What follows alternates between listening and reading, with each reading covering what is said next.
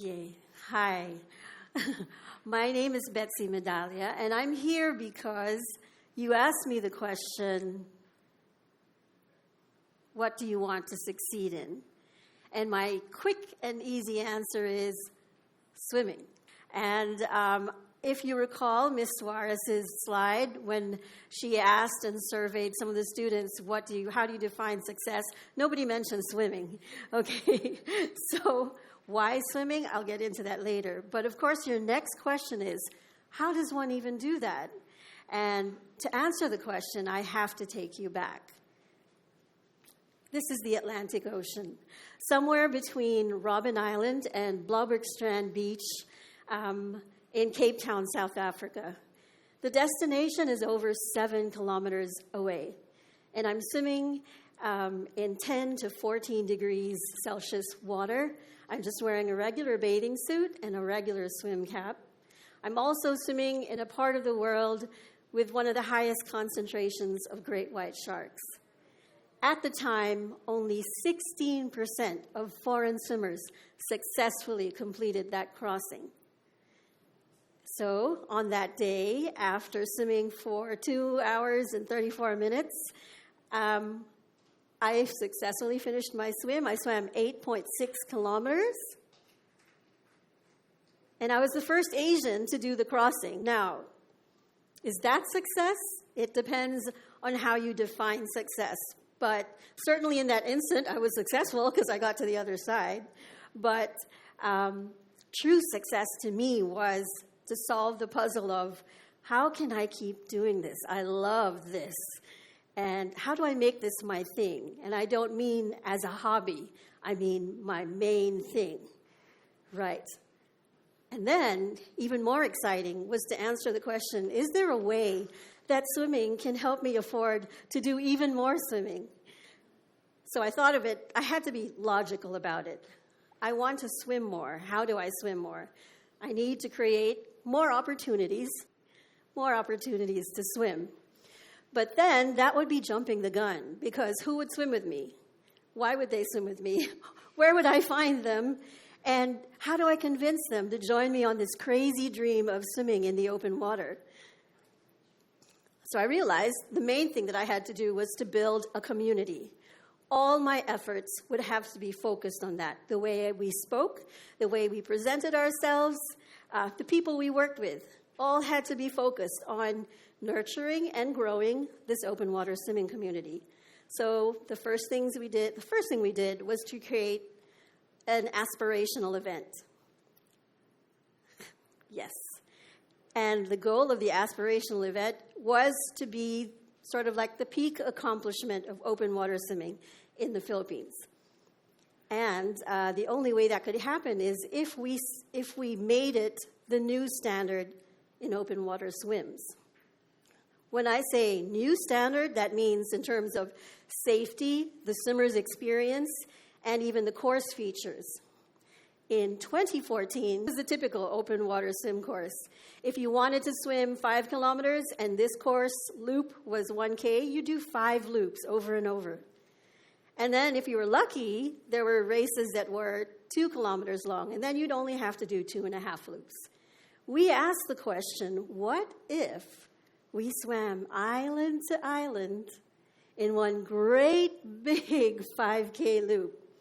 And so we did that. Now, there are safety implications when you have a bigger loop. And so we decided that we would change all of the safety standards of open water swimming, including aerial. We watched over people from the air. We had significant naval and Coast Guard presence in the water.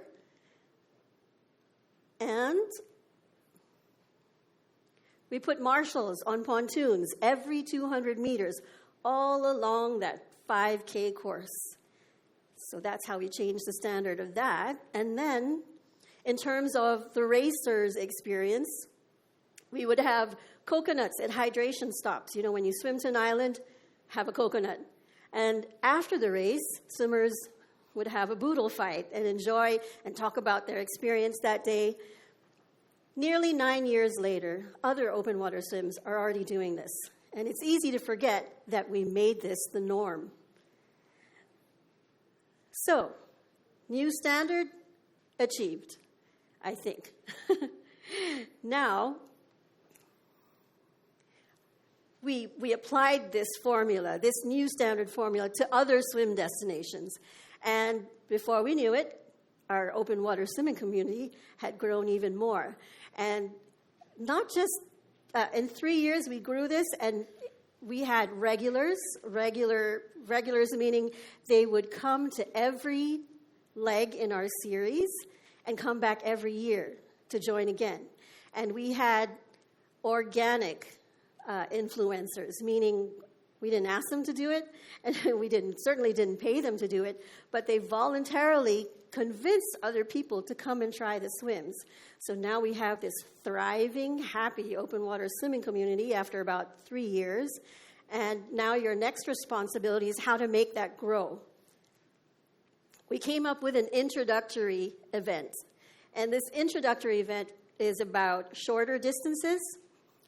And it's in a place where it's known for calmer waters and no cutoff times. Cutoff times is if you hit this time, we're taking you out of the water. No, we let you swim for as long as you can. So it's a very welcoming atmosphere. So if you're a pool swimmer or you're a triathlete who wants to try open water swimming, this is the venue to do that. So now we have new swimmers who feed into our aspirational event. Ta-da! Okay. Then we studied the demographics of our open water swimming community. We were missing out on the teen age groups.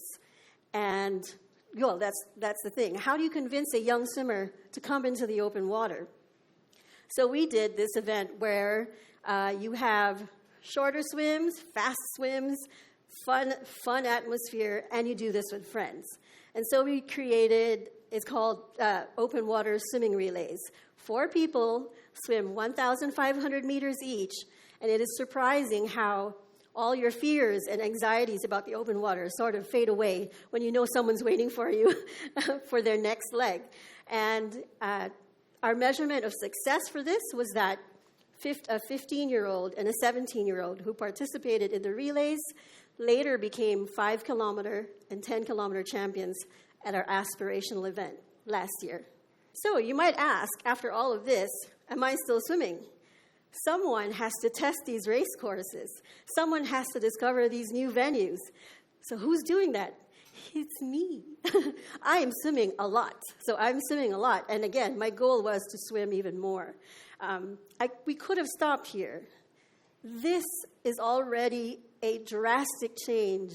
This is the face of Philippine open water swimming is already completely different at this point. But we still ask the question, what's next? And what was next was we anticipated our community's needs. So what do they need? Well, maybe they all want to get better at open water swimming. And so, boom, we made open water swim clinics.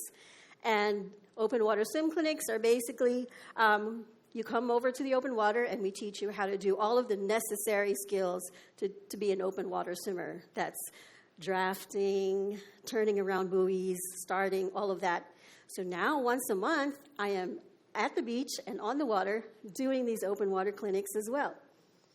And finally, in anticipation of our regulars, again, after 9 years, we knew that our regulars would be, they have 9 years of experience under their belts. So what other challenges? They were probably looking for bigger and more, challenging things to do in open water swimming. And so we created solo swim crossings. And solo swim crossings are when you swim across a strait or a channel on your own with one guide boat. You are not allowed to touch the boat or receive assistance during the crossing. This is very much like what you might have seen in the movie Naiad, and it's what I did for my swim in South Africa. You get a certification at the end, and you are officially a record holder for making that swim crossing. And so we created that. I know in the guidelines we are asked to refrain from mentioning what it is you do, your specific corporate names and such, but The names we called our events is really part of what makes it work as well. So if you could indulge me, our aspirational event is called Swim Junkie Challenge. And our introductory event is called Strong Shoulders.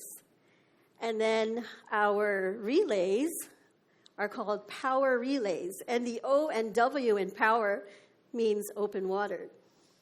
And next, our swim clinics. We call them Swim Junkie open water clinics, very easy. But the icons we used are our red and yellow unmistakable race buoys. And finally, POSCA.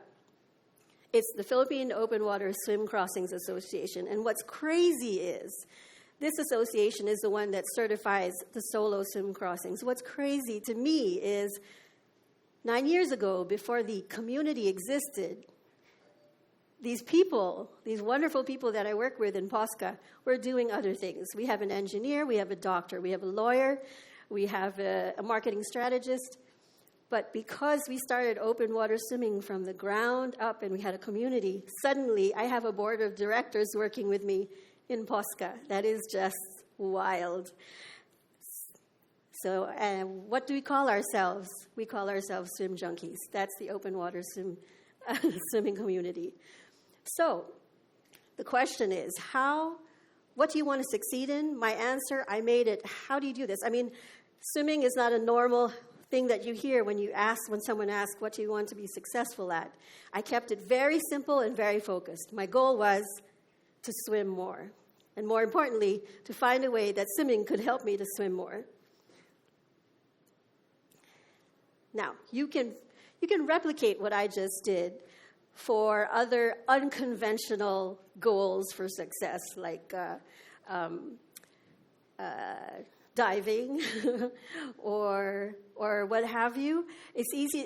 The fun thing about it is the paths are sort of not set yet, but you blaze the trail. And what you have to remember is start from a place of passion with a desire to make things better than the way you found them and to be relentless. And that's how I did it for swimming. Thank you.